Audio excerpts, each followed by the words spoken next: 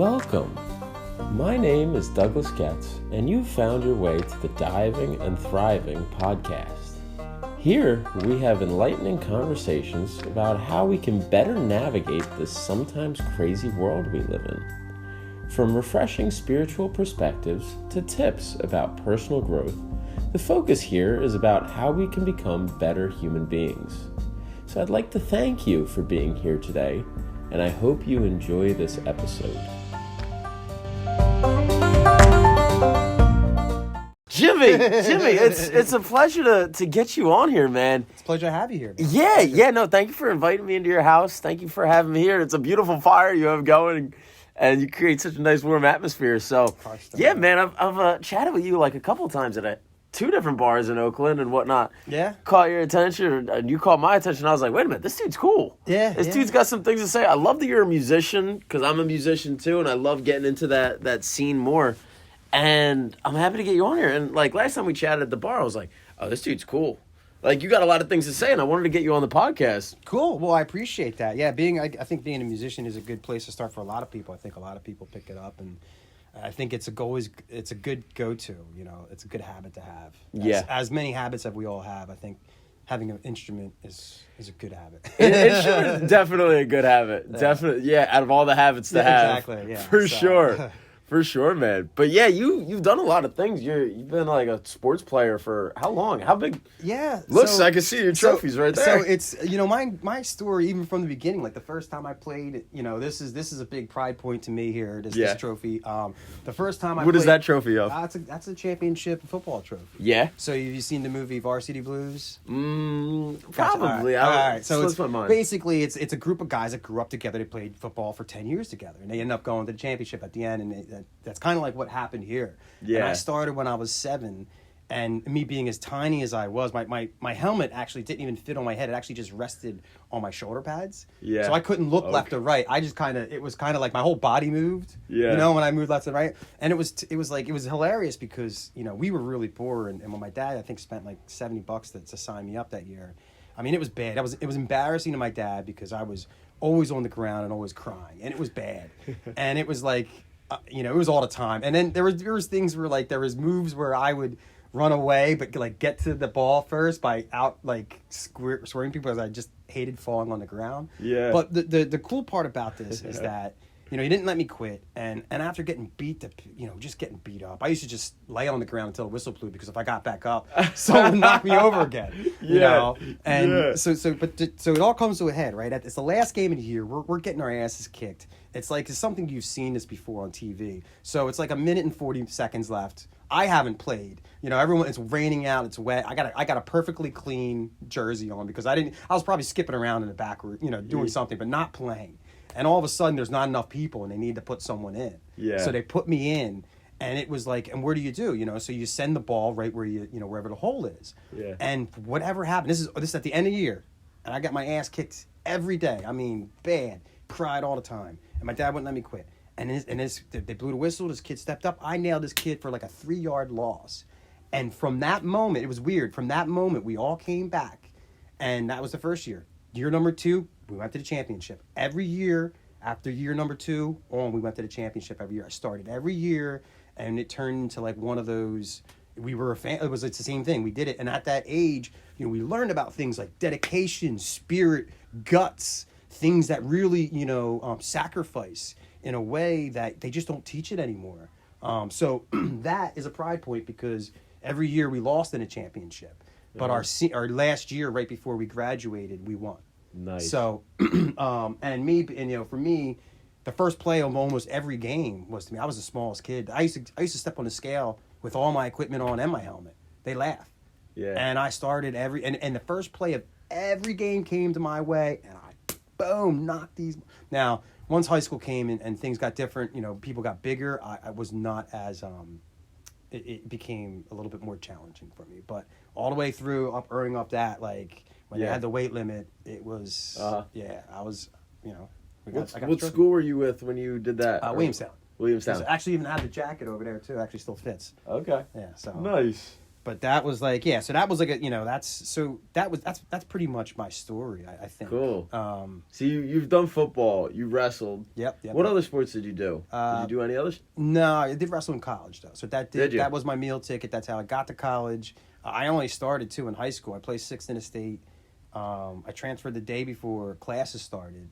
Right before the day before classes started. I transferred high schools, which was something old school. And I drove about 15, 20 miles to school every day my senior year. Yeah. To go to Williamstown? No, to get to Highland. I was from Williamstown. Highland, okay. I drove to Williamstown from Ralphie and said, listen, you come wrestle for me, then we'll send you to college anywhere you want to go. You'll get a ride. Yeah. And so that happened. Yeah. So that was my first business deal. So that was the first time I ever really started wheeling deal. And the funny thing is about that, the reason why that's a pride point too is that there was 3 other people on the team that were really good, really raw, just hard-nosed, we didn't have a lot of experience, but we were just tough kids from Williamstown. No one brought the sport there, and all 4 of us talked about leaving and going together to another school when they fired our coach, because this one coach found us and kind of built the team around it. But I was one of 4 that went. And I don't know what happens to the other 3, but I don't know. I think one of them entered college. I don't know that any of them finished it. Mm-hmm. But no one entered. But the other 3 were really good athletes, and they could have done whatever they wanted to do. How many years did you wrestle? 4 in high school and then 4 in college. And nice. Then I coached 1 year afterwards. Nice. Where'd you go to college? The college in New Jersey. Nice. Yeah. Cool. I got a degree, and I tell people I'm an astronaut because I take up a lot of space and time. Yeah. But nice. But actually, what I do have is I got a business management degree. And here's here's another perspective thing for you. Yeah. Like management, right? What do you think management is about? Most of the times you think like middle level management. You're watching employees. You're micromanaging a bit. Right. You're like making sure a project gets done on time. Yeah, there you go. So management. I think that's what we really see in today. But really, the management is a practice.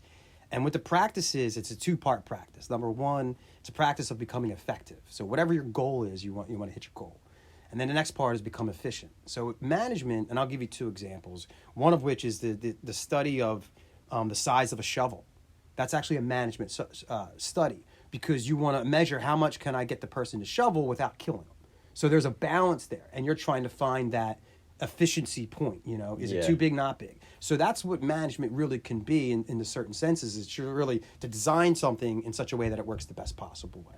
Another way of looking at it is resources, which is what you're talking about, which is telling people what to do, which is what most people think. But the way I would really explain that, assessing resources, like saying, okay, let's say I'm a home builder and it takes me 40 guys to build a house in 2 months and it costs X amount of money. Well, how can I get that number down to 30 guys and getting it done in a month and making that process better? Yeah. So that's another way of doing it, telling people and allocating your people. It's really allocating resources. Mm-hmm. But I apply those type of techniques to pretty much, doesn't matter what the thing is in front of me.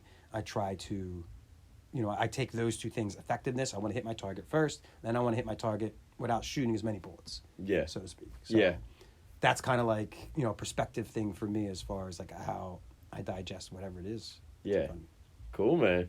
Yeah, no, it's so how much did like sports, you say sports affected and made a big difference on your life and whatnot? Because it is one of those areas where it teaches discipline, teaches like so many aspects that you're not taught it in school. You're right. not taught it in a classroom. Like somebody saying, hey, you got a responsibility to your teammates. In school, you're like a solo person just trying to get your work done. Yeah, it's, no one tells you that it's lonely at the top. Yeah. That's a truth. It's lonely at the top, because you aren't out partying and doing the things that other people doing. Trying to, when you're, I used to, I think about the other guy.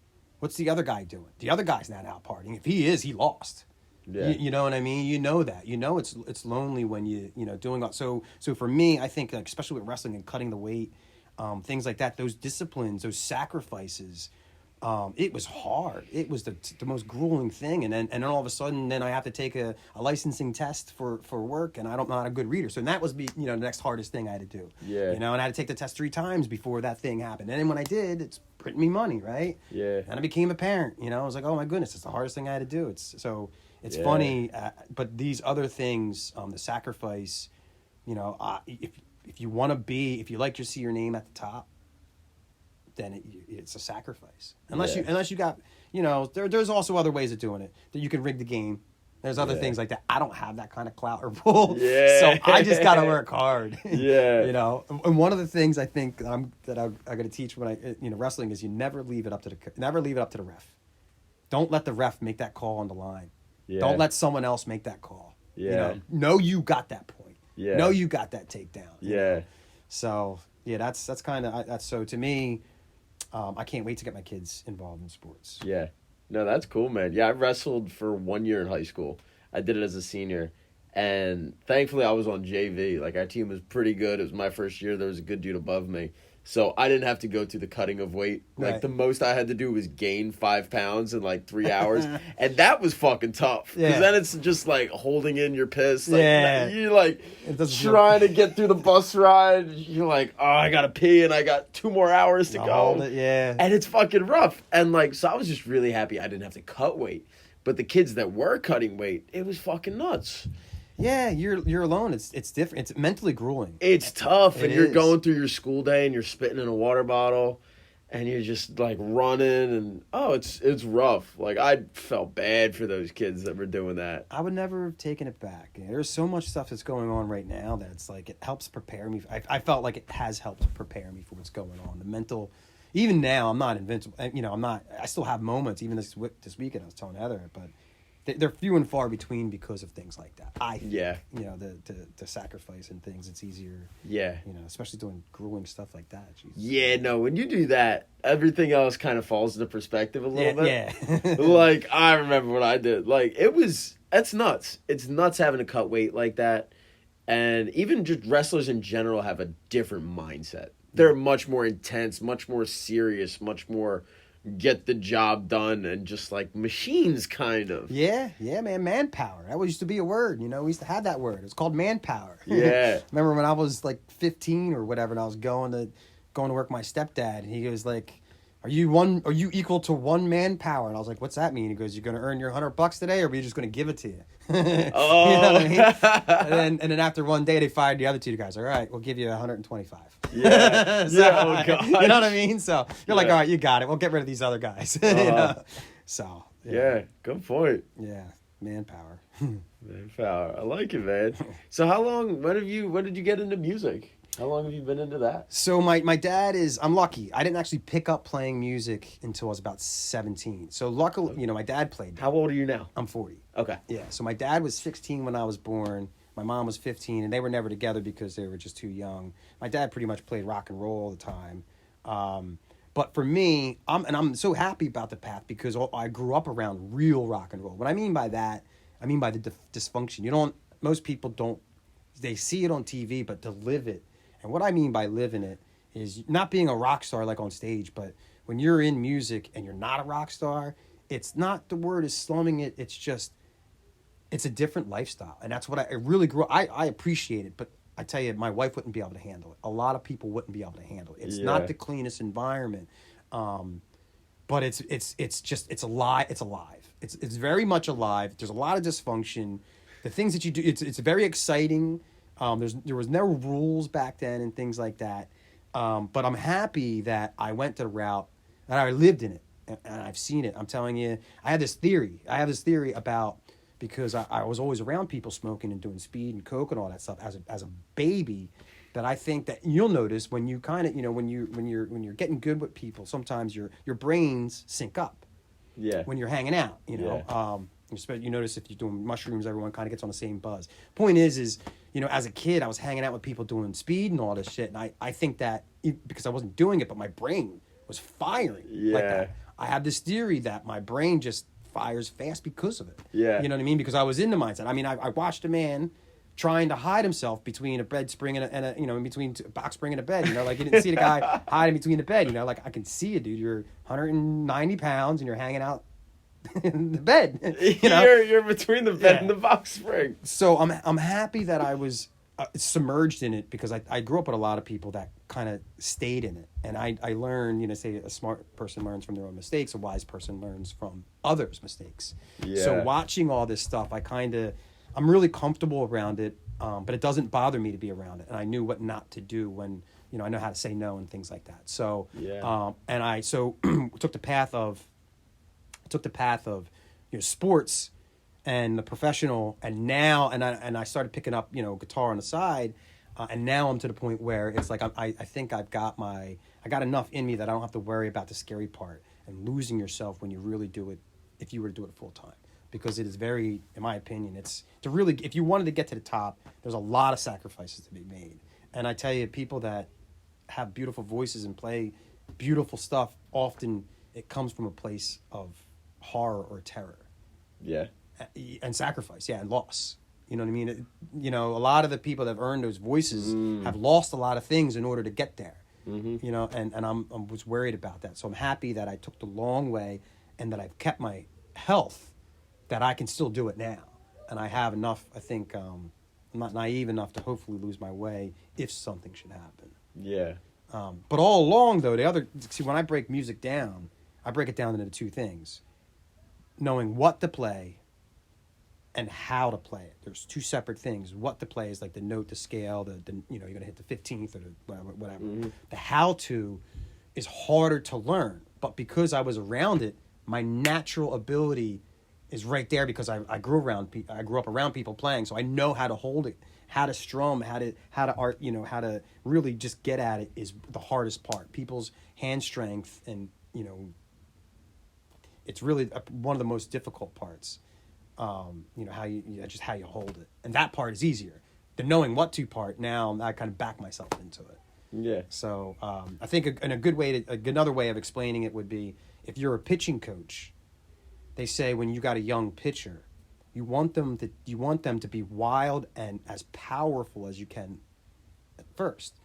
If you start to tell them not to throw it hard, it's harder for them to gain the power. Mm-hmm. It's easier to control power eventually, but to gain power is not something that is easily done. So one of the hard, when someone's doing wild, okay, and then you can control that. But if you tell them to stop throwing so hard to get it right down, that's not necessarily the best thing to do in that case. It's kind of where it is. I have a very wildness about it, and then articulation to control I learned over time. Yeah. And that's what and it's really what it is. I just watched my dad. My dad is like, he was in Zoso, which is a Zeppelin tribute band. He's Carlos in a Carlos Santana tribute band. He does Jimi Hendrix like nobody else. Mm-hmm. He doesn't look like him, but he plays it like him. Floyd, Zeppelin, all those things. They're like tit-tat. And it's interesting because being in the music scene, I go out all the time and you see people and they're like, yo, this guy's really great. He's going to play some Hendrix stuff. And I'm like, you set me up to be disappointed because, and I feel bad because I'm such a snob when it comes to that. Yeah, I'm not a jerk, like I don't say, but I'm just like, I'm always, so yeah. It's my dad probably didn't do anything because he was saddled with a kid. Yeah. But he's that good. Like I said, he's been in a Zeppelin tribute band, and he's Carlos Santana in I think he's feel like he's in another one too. He's he plays in the Santana gig. They play at arenas, not arenas. They play in like halls. Nice.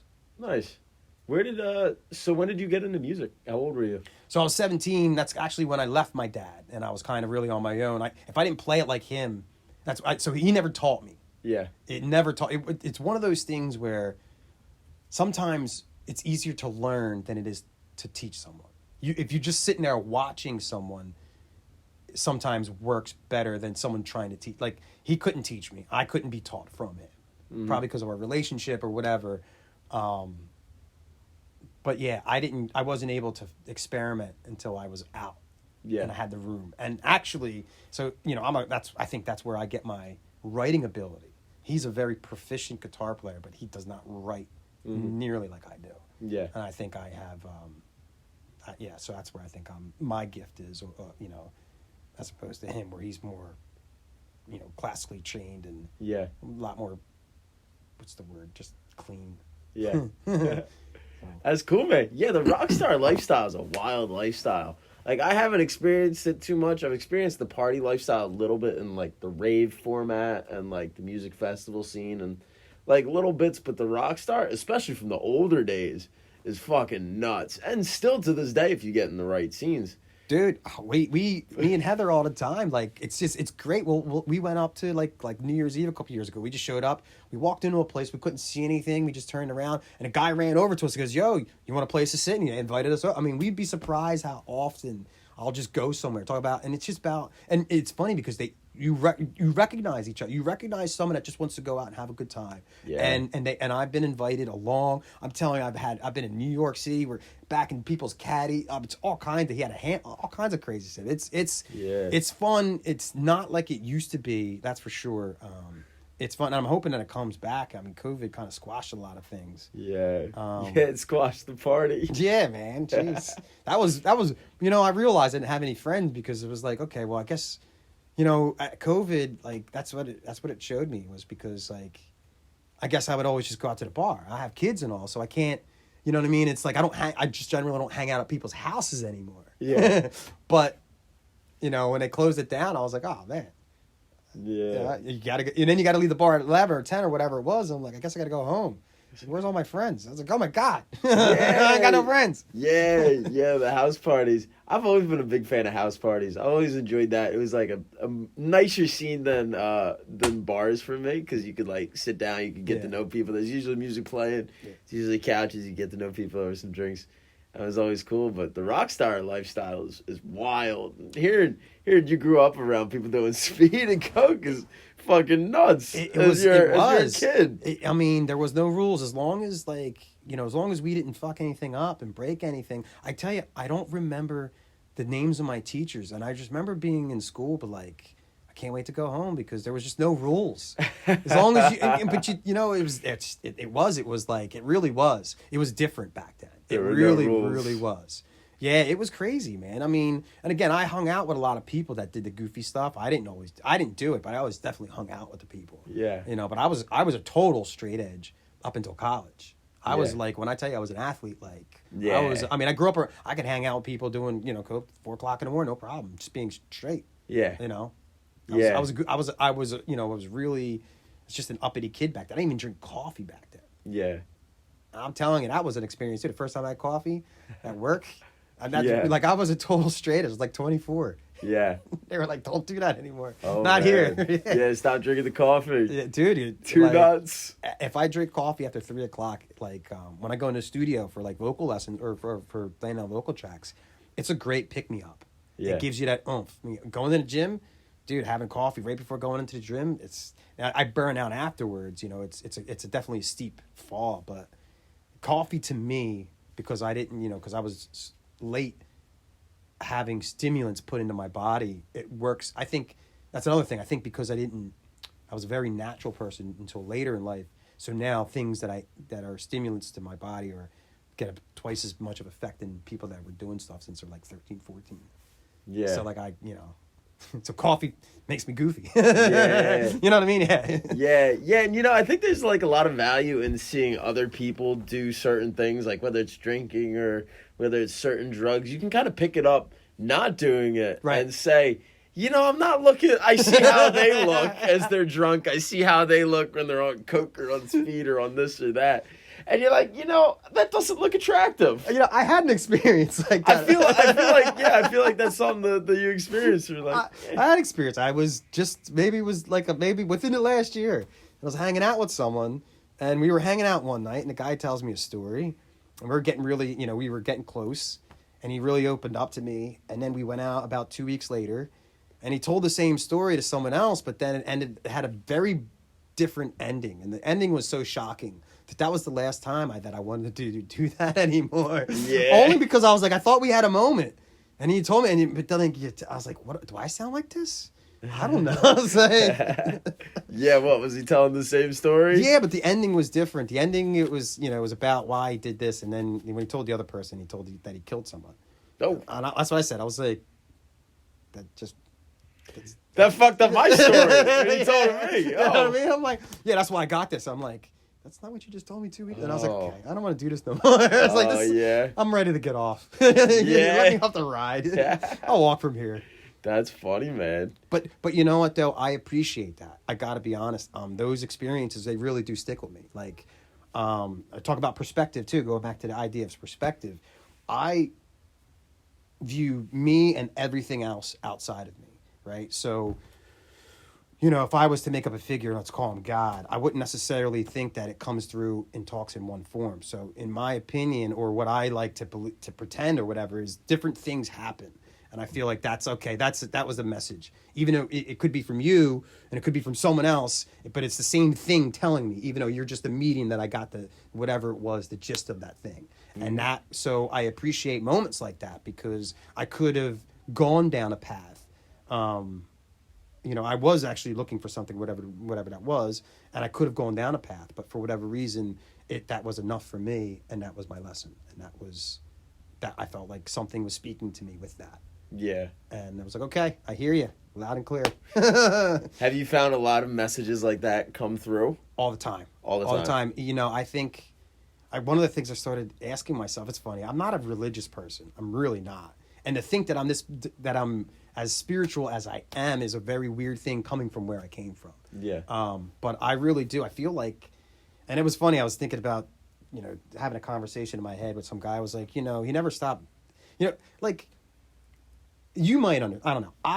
Heather will understand this. I felt when I was a child that I was always being watched.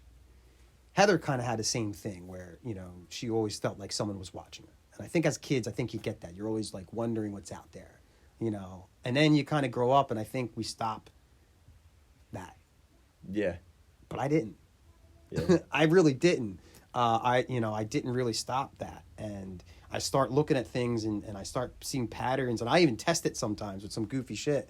You know, I'll throw myself out there and I'll be like, oh, you didn't take, oh, wow, okay, well. Yeah.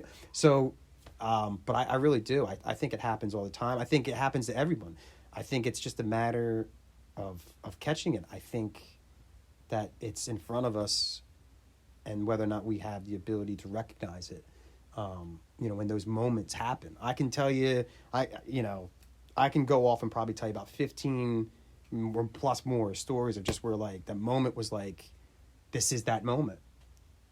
And you know, and do any of those special stories stand out? Yeah. So like the day I met the drummer.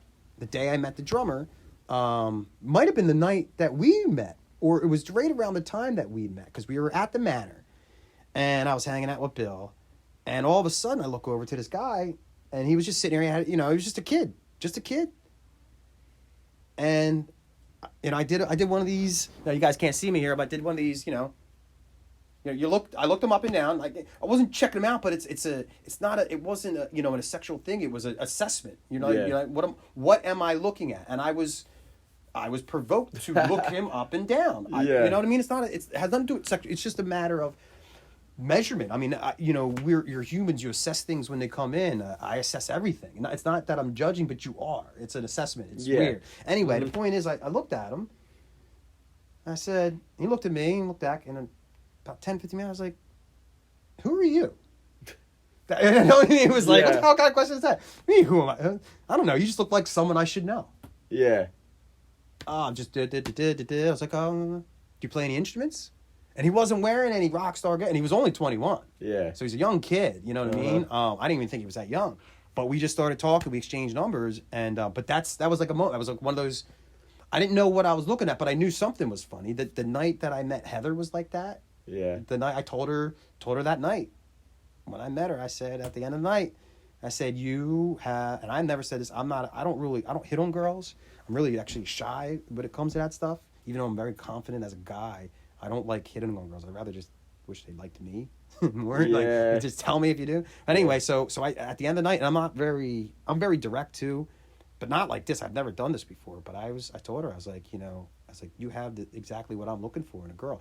And the funny thing about that is she doesn't look like anything I would have picked. It was something else. She doesn't look like it. She's twice as the size of anything that I thought. Her hair color, every single thing about her is exactly opposite But for whatever reason, it was something else. And I said the very first day I met her, and it took a year and a half before we finally hooked up. And then we hooked up one time, and she was like, "Oh, we'll just be friends." I was like, "I don't think it works like that with me." And that was it. Yeah. Yeah. So. Nice, man. How long have you guys been together? So my daughter's 8, so we just add 1 year because we were only dating for 3 months when she got pregnant. So about 10 years. About to be 10 years in April, I guess. All right. Decade, yeah. Nice, man. Yeah. Decade strong. Yeah, and it's been good. I mean, we almost had a breaking point. We had 3 kids real fast, and we were losing. It was terrible. It had a lot of stress on our relationship. You don't have time for each other. You don't have time for yourself. You're outnumbered. It really almost broke us. I'm surprised that we made it. I understand why people, we're not technically married through the state, which is probably why we're still together. Yeah, yeah. I told her, and we both agreed, or I guess she agreed, I don't know, that neither one of us should ever be stuck. I'm a big, I don't like how people hold the institution over each other and stuff. And, yeah. So anyway, so we're happy because it is weird getting the state involved in things. Yeah, I don't know why. And then if you want to separate, the state's got to get involved in things. Yeah. It's like, wait a minute, this is between me and her. That's who are you to now get in this? They're like, nope, we're involved. Yeah, it's like it's a contract between you and her and the state. It is. Oh, damn. It's crazy. So again, I'm not a religious person, but spiritually, I'm right there. I do not. I'm such a spiritual person that I have a chip on my shoulder when it comes to law because I feel like man's law is here and God's law is so far up here. And if you just act like this, we wouldn't have to worry about this bullshit. Yeah. If you decided to speed, it wouldn't be a problem if you could afford the consequences. But people don't. They're not responsible. That's why we have insurance, and that's why we're forced into other things because we're not responsible for what we do. Yeah. If you could pay your bills, and then we wouldn't need things like that, but they have to throw it on us like that. Yeah. Cool, man. We got 7 o'clock. I don't know when you're looking to leave. We got a nice open mic night planned tonight. Yeah, so I'm all about the off the cuff, right? Like this was kind of weird, like not weird, just random. But I'm a very random off the seat of my, by the seat of my pants. You know where that comes from, by the way? Where? By the seat of my pants. No. So back in I guess when the first fighter pilots before they had radar, they said they would fly by instinct, or better known as by the seat of your pants. Yeah. So it was just instincts. Yeah. So you're flying by the seat of your pants. You're not really, your navigational tools. You don't have the radar and stuff like that. So I think that's where that comes from. I just wrote a song, actually. Did you? I put that on. I fly by the seat on the tip of a bullet. Yeah. Excited about that new song. That, man. Nah, that's cool. What are you performing tonight? So I'm going to I got 3 songs that I have backing tracks for. Backing tracks? Yeah. What are backing tracks? Backing tracks are, so I hired a drummer, a really, really, really, really good drummer to do some studio stuff. So I went in, did tracked the drums, and then I went back in and did all the stuff on top of it. So I have a completed version of the song. And then what I did was I stripped the vocals out and I stripped the lead guitar out. Now I have a backing track. Okay, cool. So it's a live performance. It'll sound like it's a full band. You'll have bass. You'll have all my backing guitars, not my guitar, but a backing guitar. So, nice. You'll have it should be a decent, portrayal of what the real song would sound like. Cool, man. With a full band. So. Cool, I'm excited. Yeah, no, our conversation this past Monday was so fucking perfect because I was like, wait a minute, because I've been looking to do some comedy up at a stand-up. And then I was perfect because I was talking to Meatball that night about doing some DJing at RMAX because I'm planning to do that within probably the first or second week of January. Cool. I'm going to be DJing there. Cool, man. And bring a nice dance vibe into it. And I'm fucking excited. And I was chat with you and you're like, yeah, I just got back from an open mic. I was like, no way. I'm looking to do some comedy at an open mic. Nice. And I was looking to do that for a while. And I was like, oh, perfect. Do you do that every Monday? And you're like, I'm doing it next Monday. I was like, let's do it next Monday. And that's one of those synchronicity kind of things that just, wow, that was easy. Yeah. I'm weird like that. And it's I like doing the random things. I really do. I'd like to go out. I'm a social butterfly. Even with the 3 kids, I can still go out and do, I hold down the job. The way I look at it is between about 9 o'clock and about 3 o'clock in the morning is my only time to myself. About 10 o'clock. my wife goes to bed usually early. So Mm-hmm. for me, if I want to do me, it's between 10 and 2 o'clock in the morning. Yeah. 10 at night and 2 o'clock in the morning. That's Jimmy time. Oh, nice. So, but yeah, I only sleep probably 4 hours. If I get 5 hours, that's a lot. Yeah. Yeah. If I got 5 hours, it's a lot. I got about 4. Okay. Sleep when I'm dead. Yeah. Cool, man. Cool. Yeah, but I'm excited that you're coming out, man. And who knows what's going to happen? I wish there was more. They used to be a lot more prevalent around here, and they used to be open later. So I know we'll get there tonight. And I think starting next week, I don't know, or starting next month, I don't know what's going to happen out there in Philly. I think a lot of goofy things are going to happen in Philly. Oh, yeah. The restrictions are increasing. Yeah, something like that. That's what I hear. Yeah, that's what I hear that too. All right, we'll take it as it comes. Yeah. If not, no big deal. I guess I go back to the studio, do studio stuff. Yeah. Cool. Either way, we'll make it work. Yeah, exactly. Yeah. Cool, man. Well, I'm glad I got to. We got to do this again on when we get a little bit more of a time frame to work with. Yeah, man. Sorry about the having dinner run late or whatever, but yeah, we'll do it again. We'll get some more people out. Maybe we'll get some more people to go to an open mic. Yeah. I don't know, man. There's one pretty much almost every day of the week if you want to go somewhere. Yeah. So they're out there. Oh, cool. Yeah, if this one out in Philly will be really good, I think, especially if you haven't done it in a minute. Nice. Yeah. It'll be fun. All right, brother. Well, thanks for coming on. You got it, man. We Thank can wrap you. it up now. All right. And I hope everyone enjoyed listening because you're a cool brother and you got some good things to say. Yeah, well, come check us out. Mercy's Revenge. We're at Mercy's Revenge on Facebook. I think it's MERCY ' Revenge. Mm-hmm. I'm excited about that. If you guys are interested to new music, check it out, man. Good, man. Good deal. Yeah, I'll any way they can get in contact with you? Is that the Facebook page is the best way? Facebook, I think I own the website, but I don't know how it works. We're not there. Like I have 9 songs, we're almost there. I'm like I got like one of the greatest fucking bass players and I got a really good drummer and I can't get them together. It's like we have 3 songs that are copywritten, 6 songs that were work. I have 9. I just wrote that another one. I just wrote another one. I can't get them together fast enough to pump out the songs. Yeah. And I'm very excited. I'm excited. Listen, I hope you're going to be a good advocate for what you're about to see. Because I've been talking to Meatball, and he's like, He's kind of like, give me a nod, like, Yeah. I'm like, man, I don't know how to.